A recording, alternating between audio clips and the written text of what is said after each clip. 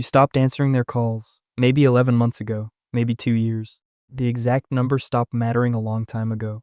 What matters is that you made a decision most people in your life still don't understand, and you've been carrying the weight of it alone ever since. Here's what nobody warned you about. The freedom is real. There are mornings now with no knot in your chest. Whole afternoons where you don't catch yourself arguing with someone who isn't in the room. You earned that, it belongs to you, but something else came with it. A small, steady ache that nobody around you has a name for. It isn't sadness, it isn't regret. And every time you try to describe it, the people listening look at you like you've contradicted yourself.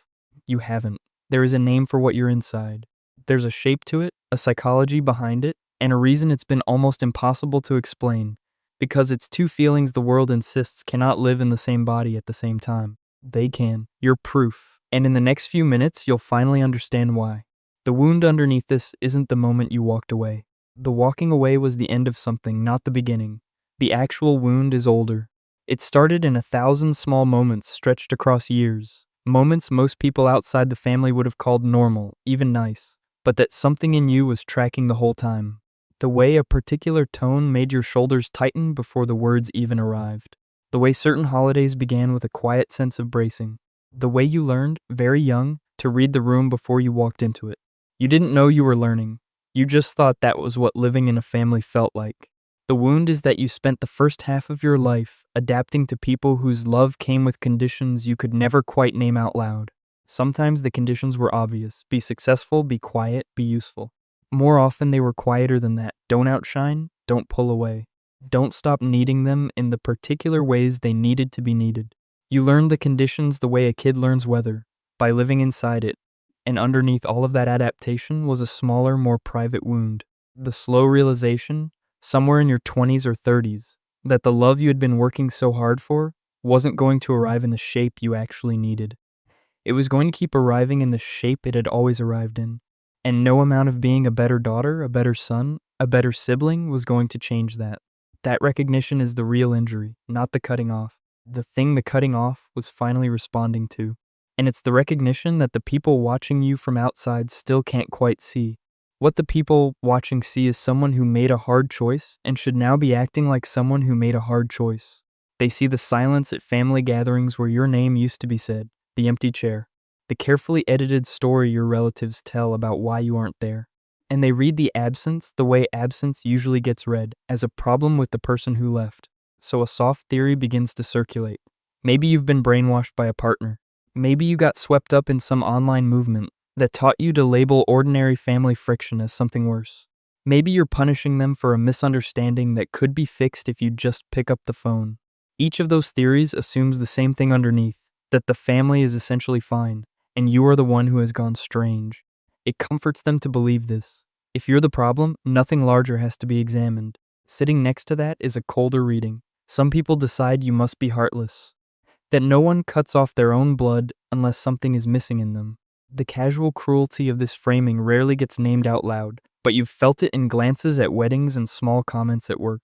And then, strangely, there's the people who try to be supportive, but get it almost right and almost wrong at the same time. They congratulate you. They tell you that you finally got free. They expect you to be lighter now, brighter. When you aren't, they get a little confused.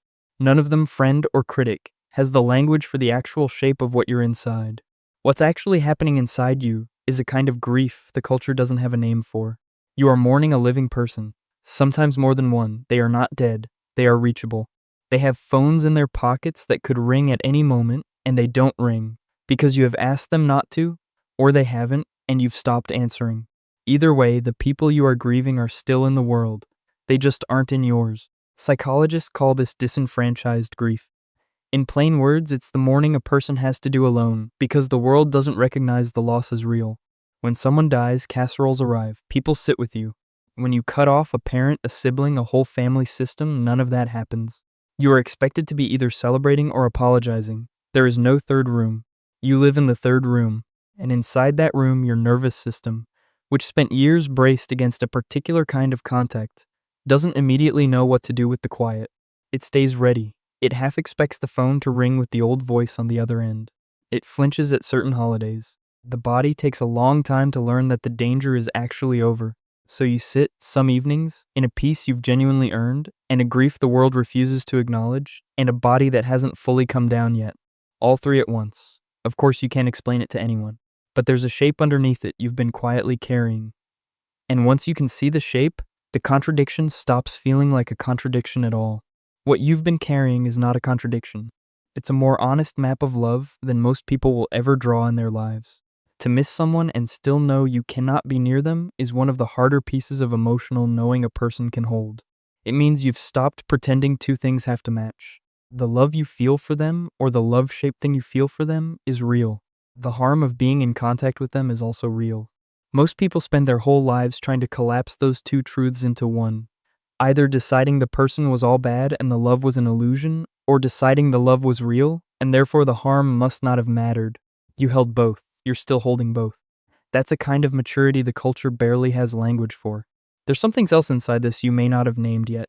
Cutting contact, if it was the right call, is one of the only times in a life where a person stops outsourcing the question of who they are. For years, your sense of yourself was partly built out of how a particular set of people saw you. Stepping out of that system means you finally got to ask, in the quiet, what you actually think of yourself when no one else is doing the thinking for you. The dark truth nobody says is this. A lot of people who stay in difficult families do so because they cannot bear the grief of leaving. Not because the staying is good for them. Because the leaving costs more than they can afford in one lifetime. You paid that cost. Quietly. Mostly alone. And you're still standing. If this is you, the way through isn't to make the grief go away. It isn't going away. Not on the timeline the world expects. You will have a Tuesday afternoon 5 years from now where something small will catch you sideways. A song, a smell, a stranger who laughs the way your mother used to laugh, and you will sit with a wave of feeling you didn't ask for. That's not a sign you made the wrong choice. That's a sign you loved them. The love doesn't end because the contact did. It just has nowhere to go anymore, so it shows up in odd weather. Let it. The feeling is not the family asking to come back. It's the part of you that's still honest about what you lost. You're also allowed to find people who can hold both halves of this with you. The peace and the grief, the relief and the ache. They exist. Usually people who have walked something similar. When you find one, you won't have to choose which feeling to bring into the room. You can bring all of it. And the next time someone asks about your family and you feel that small bracing in your chest, remember you don't owe anyone the long version. A short, true sentence is enough. The people who need more aren't always the people who deserve more. You did something most people in your life couldn't have done. You don't have to be loud about it. You just have to know that the quiet you're sitting in tonight was not given to you. You built it, slowly, at a cost no one around you fully sees it as yours. If any of this met you somewhere quiet, leave a comment and consider subscribing. There will be more like it.